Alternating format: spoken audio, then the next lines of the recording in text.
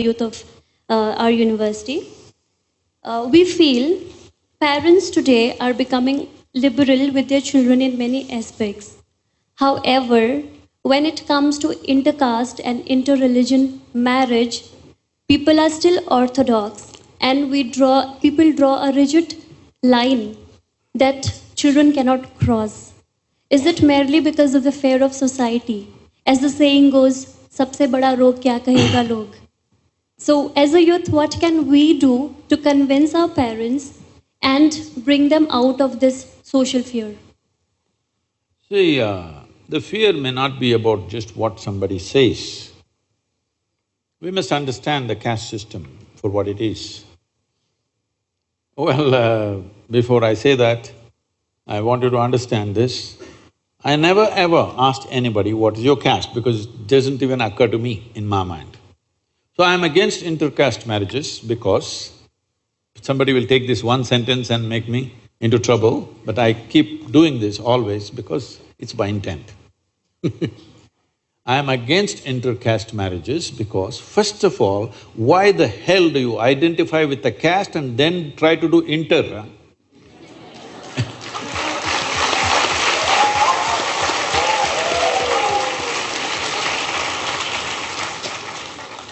When I was young, if I wanted to marry somebody, I won't even bother what the caste is, I never asked. Actually, this happened to me. My wife, I never asked what's her caste. I just came home one day and told my father, I'm marrying this girl. He asked, who is she? I said, her name.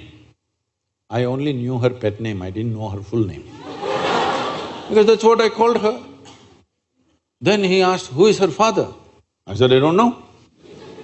He said, what? You don't know the father's name, you'll marry her? I said, I wish to marry only the girl.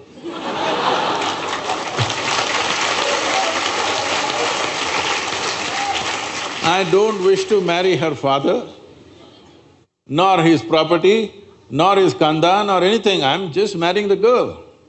So what caste are they? I said, I don't know. What, you don't know their caste? I said, I don't know. Because except what people have told me, even I don't feel my caste anywhere. I have uncasted myself completely, I'm not cast in anything. So I didn't check her caste either. Then somebody came, once this happens in the family, all the uncles and aunts and others, they are all warriors. They all get into the act. They came and said, we don't even drink water in their house. Their caste is like that. I said, did they invite you?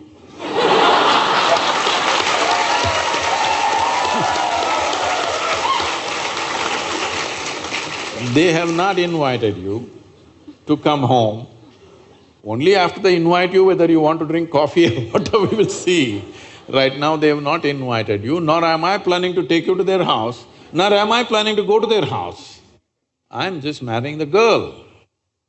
They couldn't believe it. I said, boy, how can we do this? Our families can't sit together, they're caste. I said, I never said I'm inviting you to my wedding either. So, I just declared to my wife, I said, you're my wife, that's it. She said, this is all no witness, no arrangement, no garland. I said, see, no bloody witness can ever hold me to anything. When I say something, that's it. I will not go back on it. I said, I'm married to you, this is it. So I just came and announced to everybody, I'm married. They said, when, where, how? That's not your business. This is my wife, then that's it.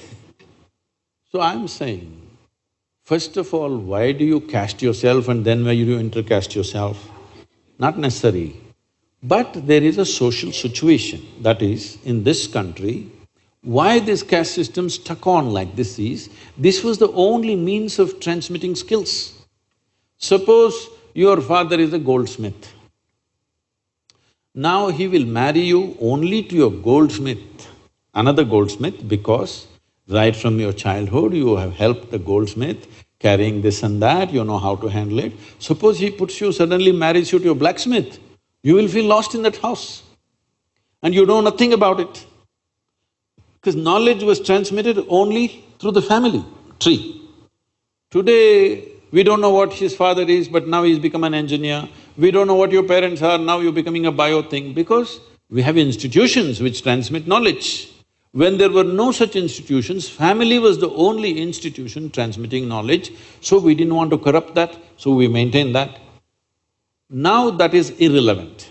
One part of the caste system has become irrelevant. Another reason why people are sticking to the caste is because there's no social security in the country. If tomorrow something goes wrong with your life, okay, you married some strange boy, and if something went wrong with your life, you fell ill or he fell ill or accident happened, something happened, now the only people you can fall upon is your clan. You go and knock on somebody else's door, they won't open their door. You have to go to your caste.